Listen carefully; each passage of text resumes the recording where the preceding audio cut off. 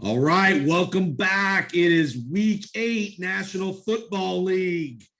We are here for the No Quarter Given podcast. The Bucs heading to the Big Easy, New Orleans, Louisiana. The 6-1 Buccaneers will go up to face the 4-2 New Orleans Saints. I'm your host, Jason Powers, along with Peter Blake. Welcome back, Peter. What's going on, buddy? How you doing?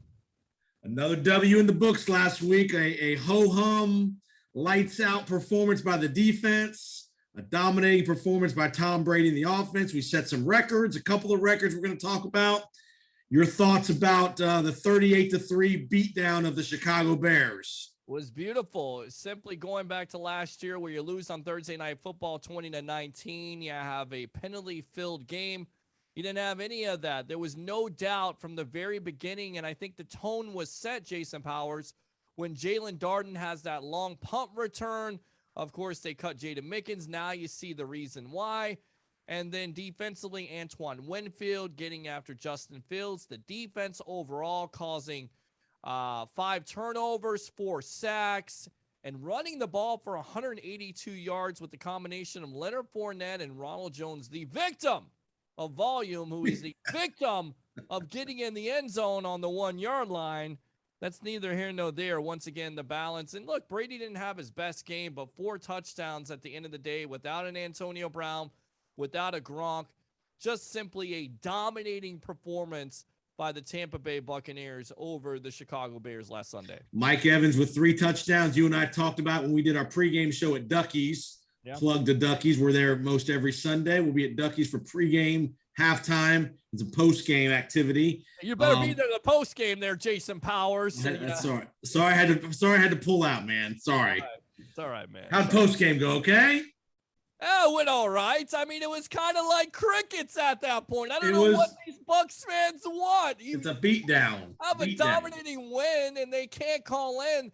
They're so concerned about, well, the Bears aren't a good team, so we should have beat that team. Wait a minute.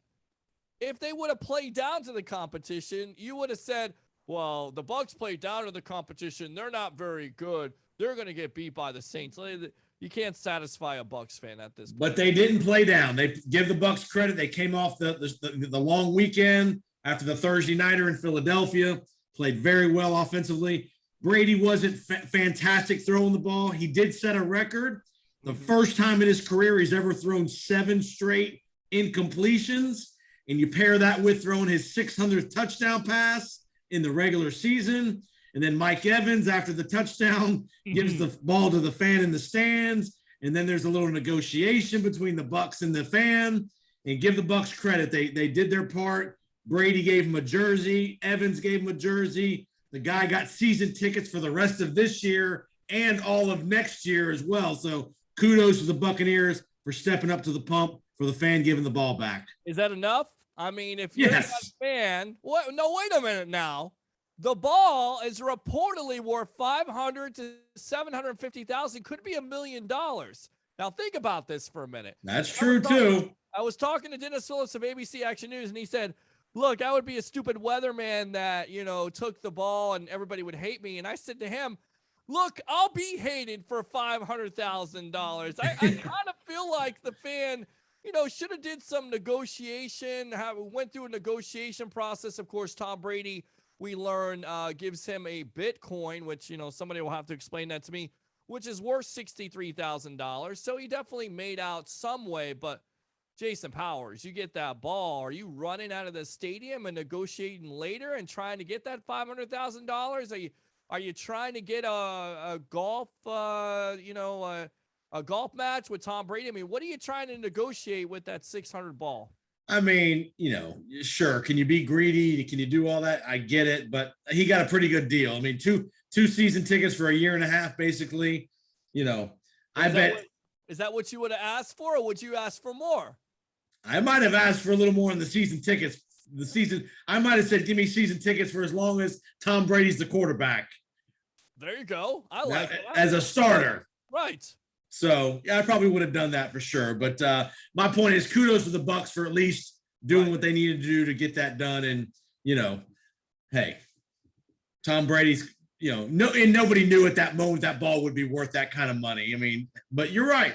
There's something to be said about that and all that. So, all right, let's get to the Saints Buccaneer rivalry.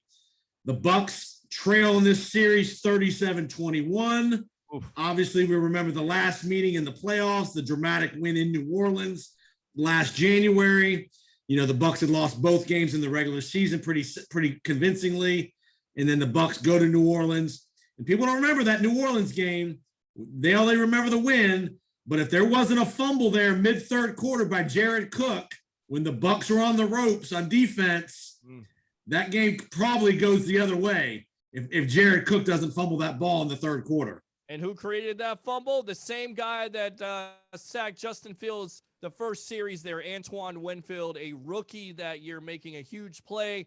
And then, of course, it's Devin White and his antics, Sean Murphy bunting in that game. I mean, that secondary, that linebacking core, they really stepped up. And I'll always remember Devin White going back to Louisiana, of course, going to LSU and having a point to prove. And then on the other side of the ball, it was playoff Leonard Fournette also from LSU stepping up in that game. And man, oh man, it's just that's one of my favorite Bucs wins, one of my favorite Bucs games of all time, because nobody thought the Bucs were going to go in there and win that game. Everybody picked Drew Brees and the Saints to win it after they shellacked the Bucs twice in the regular season. Yes. And as we get into this rivalry, I think the Saints have taken over the mantle of being the Bucs' most hated rivalry in division. I think it used to be kind of the Falcons, but I think the Saints, with as competitive as we've been with the Saints the last 20 years or so, I think the Saints are kind of the Bucs' biggest rival in the NFC South. Yeah, I agree with you on that, but biggest rival would mean that the Bucs have won some games in this series. When Brees was the quarterback here, you barely won anything if you won anything at all. I think I can remember in 2000, I want to say at home, it was the last game of the season, Chris Godwin with a touchdown catch, which changes the draft positioning of the Bucs. They draft Vita Vea the very next year and could have had an opportunity for Nelson. And at the time, we were thinking, man, I wish they would have lost that game, possibly had a chance at another player, but boy, yep. Vea. But I think that all started, it started because, the Bucs during that Super Bowl time, they were pretty dominant over the Saints. It didn't start out that way in 2002, but again, Drew Brees and that rivalry, just awesome. Bucs barely got some wins. When they got some wins, man, they were fantastic, especially versus that Hall of Fame quarterback. And it also started with Dirk Hutter and Sean Payton, didn't it? Yep. No, you're right. They had a little spat and they had a little thing. And interesting trivia note, both times the Buccaneers have won the Super Bowl, they've started their season as a season opener with a loss to the New Orleans Saints. So interesting. It's weird how the NFL in recent years has liked to put the Bucs in New Orleans early in the year. Obviously this week it's week 8, but many years we've played in New Orleans pretty early in the season. And they've typically come to Tampa later in the year. But this week it's week 8, and I think we play them probably mid to late December, I believe, here in Tampa. So we're going to get to that Bucs game here with the return of Jameis Winston here this week. But let's go back to the 70s, where it all began for the Buccaneers. We start out with the 26-game losing streak. John McKay, Spurrier, all these different guys at quarterback. And they finally win their first game as a franchise after an 0-26 start in New Orleans, 1977. And who was the starting quarterback of the Saints that day? Would that be Archie? Archie Manning. And who's the coach who matriculates the ball down the field? One Hank Stram. Very good. 33-14, of course, yes. And John Facenda of NFL Films, and I was looking offline here before I got on, called it sunrise, and that's how a lot of Bucs fans felt like, because finally you get a win. And I think John McKay called it the greatest win of all time in the world or something like that. He was just awesome for a quote. But man, what a feeling, right? After 0-26, and to think, Jason Powers, the Jacksonville Jaguars nearly eclipsed that mark, going 0-20 there but it's totally different. Expansion team the first 2 years, it's not like it used to be. It isn't. No, I mean the way these expansion teams have started out, obviously Carolina and you had the Texans, much more opportunity to win games, and the parity in the NFL is so much better than it was 45 years ago. There wasn't free agency. Teams weren't losing guys back in the 70s, in the 80s kind of deal, and they've made it a lot more manageable for an expansion team to get kind of up to speed in a much quicker period of time. So, folks, if you want to focus just on that first victory by the Buccaneers, 1977, go to our buckpower.com podcast hosted by Paul Stewart, who's brought us aboard the buckpower.com podcast network. The buckpower.com podcast, episode 5, is all about the Bucs' first win in New Orleans, 1977. You got Dick Crippen, for those of you that are in the Tampa Bay area, longtime sports anchor here in the Tampa Bay area. You're Dennis Crawford, and obviously Paul Stewart himself break it down. That whole episode is just about that game. So go to buckpower.com, episode 5, as part of the buckpower.com podcast network. Dick Crippen, a legend. Yes. In the Tampa Bay area when covering the Tampa Bay Buccaneers on Q105. Channel 8. Channel 8. I mean, he was the guy. He was the guy that was covering the Bucs, so that's pretty awesome. Him, Andy Hardy for Channel 13 back in the day. Then you had your buddy Al Keck for a long time. Ken Brew was a famous sportscaster here in the Bay Area for a while. Yep. Our man Ken Brew. And then obviously you had, after Dick Crippen, you had Chris Thomas and some very, very Gail Sierens, first ever female to call an NFL game, was from right here in Tampa Bay.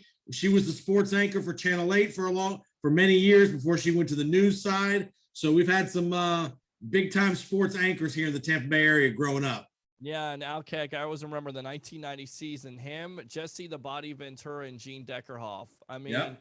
Look, I was kind of glad that we had blackouts at that point to watch Bucs or not watch Buck games, because you get to hear that broadcast, and they were just so entertaining, and especially Jesse the Body Ventura. He was good. He actually did a good job, man. He was really good, and I didn't understand why he didn't come back for multiple seasons. Of course, WWF announcer, now WWE. I mean, former governor of Minnesota. Yes, I mean classic. He's had a hell of a life. He's lived a great life for sure. Yes. All right. Absolutely. So we win our first game in 77, 1982. Strike shortened season. The Bucs get it done 13-10. Morton Anderson, who's played in the league for 100 years, it seemed like, missed a 60-yard field goal at the gun to preserve the W for the Buccaneers. Strike shortened season. They made the playoffs that year. The Bucs did. So a big miss there by Morton Anderson. And remember, the Saints were terrible too in the 80s, along with the Buccaneers. So the Saints weren't any good during those times either. Archie Manning, all those, Bum Phillips was the coach there for a long time. Jim Mora came along in the 80s and 90s, which we'll get to. But the Saints, with both the Bucs and the Saints, were ravished, downtrodden franchises in the 70s and 80s. But didn't it seem like the Saints were better? I mean, it seemed like every team was better than the Bucs at that point. But again, the Bucs had some wins. But the Bucs had that little 4-year run, late 70s to early 82, 83, where they were contenders. But after that, they had a long swoon. I don't think the Saints made the playoffs for the first time in their history until like early 90s. Might have been the late 80s, early 90s with Jim Mora that they finally made the playoffs for the first time. Playoffs. I actually saw that clip the other day. That's still a great clip. It is. And that was the day before Jim Mora got fired or resigned as the head coach, was when that rant came out, by the way, just for people that remember that Jim Mora rant. All right, 1987. The Vinny Testaverde era begins in Tampa. We draft him, Heisman Trophy winner out of Miami. We think he's the franchise savior. First start, we are all excited in Tampa Bay. 369 yards, 2 touchdowns. Ray Perkins' first year as head coach. We're thinking, we got something here. The Bucs still lose 44-34, but there's a lot of hope when we see Vinny Testaverde in game 1. Well, and I looked this up. The first 2 possessions, kind of like Jameis Winston, right? I mean, the first 2 possessions, 2 fumbles. And then, of course, the Bucs get down 14-0, as they always did during that time. You get down, and then you're watching the game because you think this team can come back. They try to come back, and of course, they lose by consequently 10 points. Yep. So yeah, Mark Carey had a great day that day. So over 200 yards of receiving, I believe. And remember now, folks, not until 2002 were the Saints a division foe, where we played them twice a year. So we didn't have a whole lot of, you weren't playing the Saints every year or in the 70s and 80s. So there wasn't a whole lot of matchups worthwhile and up until the 2002 season when they joined the division. So 2001, the Bucs score 48 points, a team record at the time. Aaron Stecker, we remember Aaron Stecker, a little third down back, had a couple opportunities to be the tailback. He at that point had the longest kickoff return in Buccaneer history. Didn't score, but he had the longest return in history because remember we were still in that jinx of never running a kickoff back for a touchdown. And Stecker almost did it, but came up just short. Yeah, 86 yards, and they couldn't do it. And I believe at the point, wasn't Aaron Brooks around as the quarterback? I believe, yep. Yep. So, I mean, he was a tough customer, but that Bucs defense, of course, was up for the challenge. And going back to Mark Carrier in 87, 212 yards. Right. That was in that Vinny game, I believe. Yep, that was in that Vinny game. Yeah. Yep. Remember, again, Mark Carrier, he's a very underrated guy in Buccaneer history. He's a guy that, I could see at some point maybe getting in the Ring of Honor because he had a really good career. First-round draft pick, receiver, McNeese State. He had a really solid NFL career with the Buccaneers and was their number one guy for many, many years. Agree. Absolutely agree. So, and he still holds the record for 212 yards receiving, one more yard than Vincent Jackson had in a 2012 home game at 216. So Carrier's still in the record books. Well, he's still in the record books, but Jackson owns the record, does he not? 216 with the. Oh, my bad. I'm sorry, I misread. You're right. My mistake. Okay. Sorry. All right, we'll get to I that. just missed. Yep. My mistake. But yeah, I mean, we're the tag team champions. That's what we do. That's what TJ Reeves says. We're the tag team champions. That's right, baby. You're there to fix my F ups. All right, so we joined the division in 2002 with the Saints, Falcons, and Panthers. For a long time there was a stretch where every year somebody in that NFC South different won the division title. For many years, there was not a repeat champion in the South division. That just showed the parity and the competitiveness in that division in those early years. It really was, and I think it started off pretty rough for Bucs fans because John Gruden was coming in 2002. You're at home. You're down in that whole game. And then the way it ended in overtime, Tom Tupa trying to throw a pass, which he had no business trying to do. Of course, he got pressure, and it ended 26-20, and Bucs fans are like, not again. John Gruden may not be Bucs fans by now. They were saying, not again. And then, of course, the Bucs rectified that situation, went on to win the Super Bowl, but not a great start. It was pretty ominous, if you will. Yeah. And again, during those Gruden years, the Saints were always pretty competitive. Like you said, Aaron Brooks was in the mix for a long time as the quarterback there. Then they transitioned to Drew Brees when Sean Payton and Drew Brees come to town. I think it was 05. Was it 05? Hurricane Katrina, 05 was the first year Brees and Payton hooked up. And that changed their franchise forever when Brees hooked up with Sean Payton. Because people remember the reason Drew Brees ended up in New Orleans is because Nick Saban failed him on the physical in Miami and not signing him in free agency because that was a done deal. If he passes the physical, he was going to Miami with Nick Saban. At that point, why don't you think John Gruden was interested in a quarterback like that? Because he loved veterans. Yeah. Who was the quarterback into? Was it Chris Sims at the time? Yeah, that might have been the Chris Sims era. Yep. Sims era. He wasn't. That sounds about right. Chris Sims era, and then Jeff Garcia, Brian Greasy there. Yeah. He loved the veteran quarterback, so you kind of wonder why he wasn't interested in a Drew Brees. He was interested in a Dante Culpepper, I remember at the time, and Culpepper ended up going to Miami. And you're exactly right. What could have been for the Miami Dolphins? They could have actually had the Dan Marino, but then it's what if. Like if Drew Brees goes with Nick Saban, Is he as successful with the Dolphins as he would be with the Saints? I don't think so. Sean, Probably not. You're probably right. right. Because Peyton was an innovator offensively.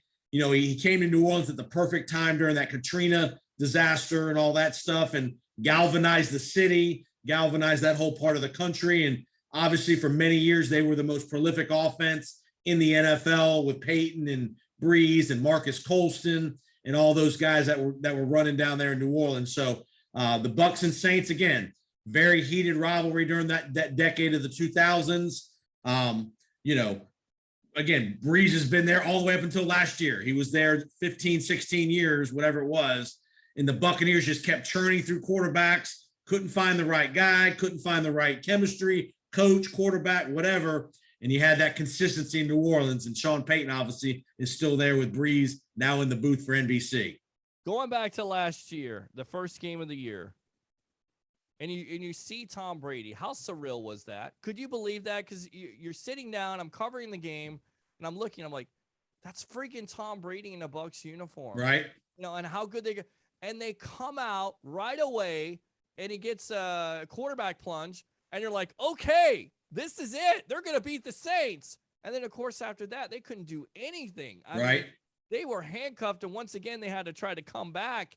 But how surreal was that to you last year when you saw him in that uniform? Because there was no preseason. It was the first time Bucs fans saw him on television. What were you thinking at that moment? Oh, I mean, it was surreal. And remember, no fans. No fans in the Superdome.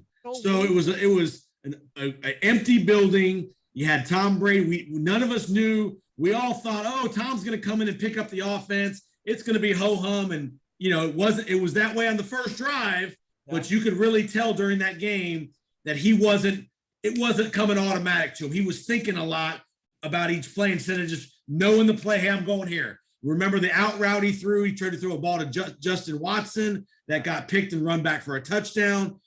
And you just thought, you know, and that just shows how important training camp, having some time in the offense, chemistry with receivers is. You can see such a difference this year in year two.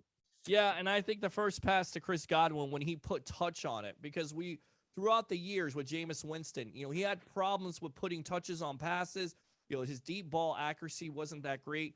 You saw that first pass from Brady to Godwin, and you're like, whoa, maybe this guy doesn't necessarily have a dead arm like all these national pundits were saying. And I never believed it. I thought the weapons weren't there for New England. You go back to that, and I remember where I was. I remember I was in St. Pete covering the game for another platform, and it just was crazy. Everybody was going crazy at that point, and it was even more surreal because you saw him in the uniform. But like you said, there were no fans at all. It was silence. And was probably even more striking in last year with that series was how bad they got crushed at home.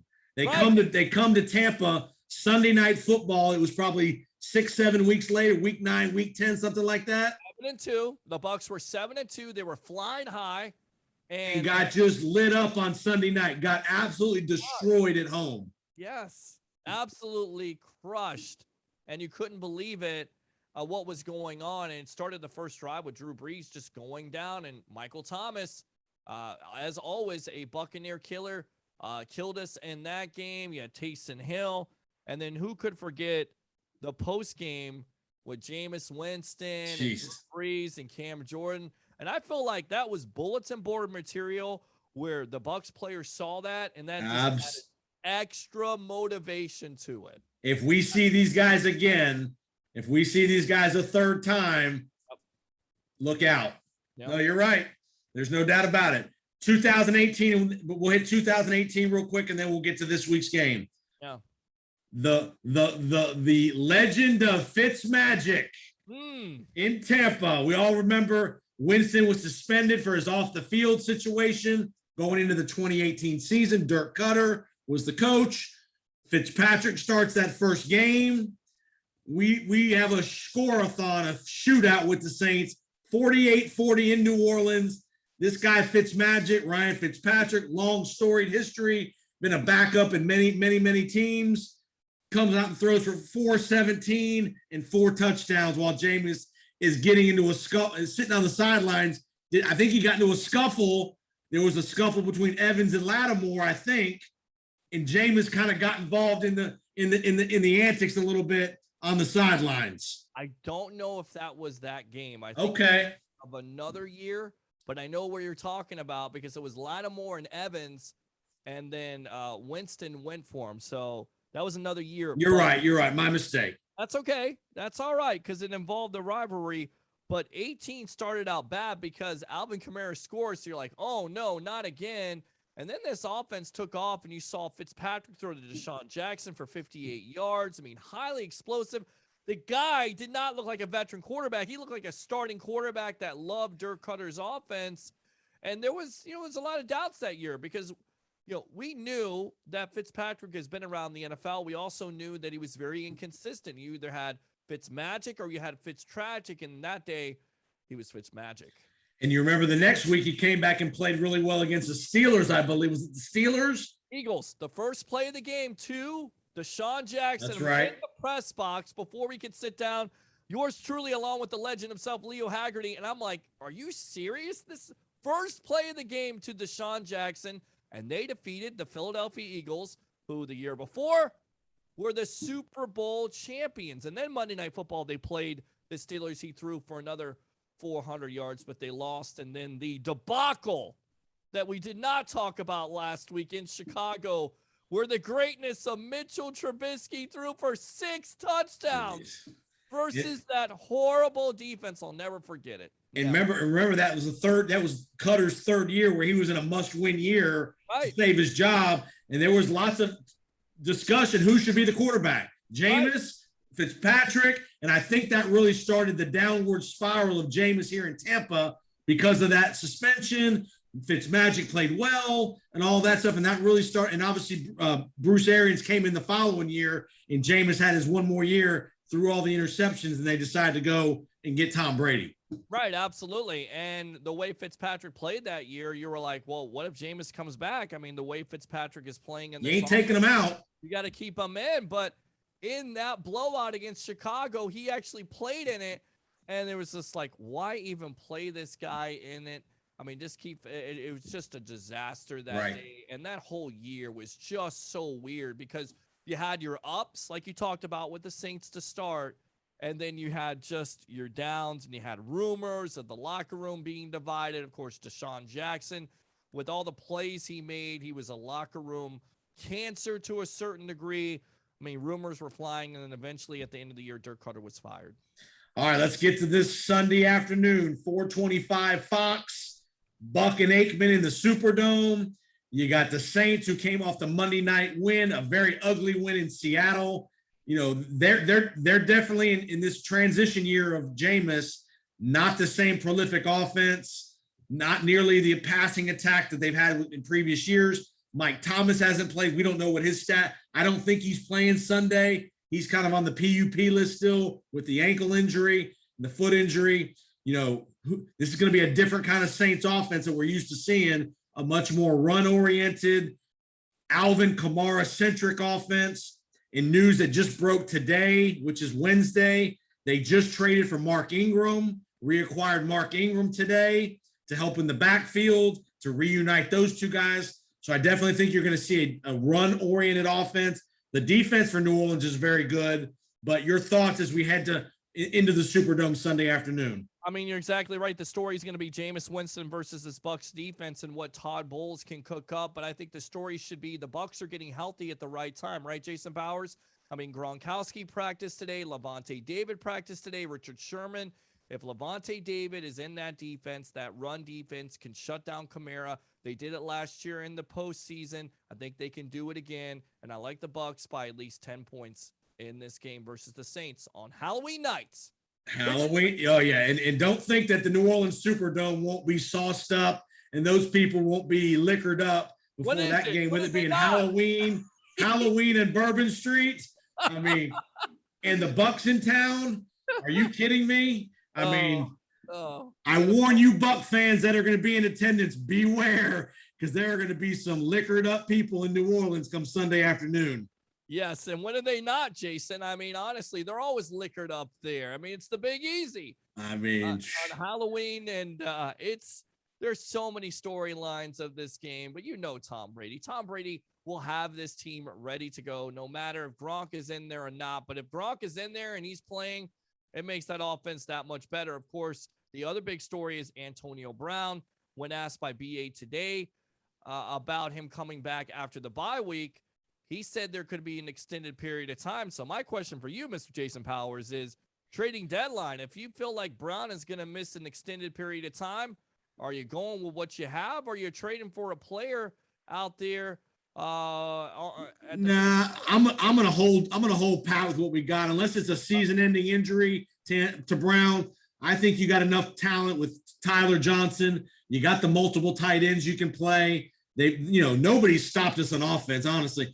And the schedule is very manageable the next 5-6 weeks. So even if Brown were to not play for 3 or 4 weeks due to injury, the schedule is very manageable. I don't think you're gonna bring in another guy. I don't think, because then it takes that guy 2 or 3 weeks to learn the offense. I think you got enough in-house to do it.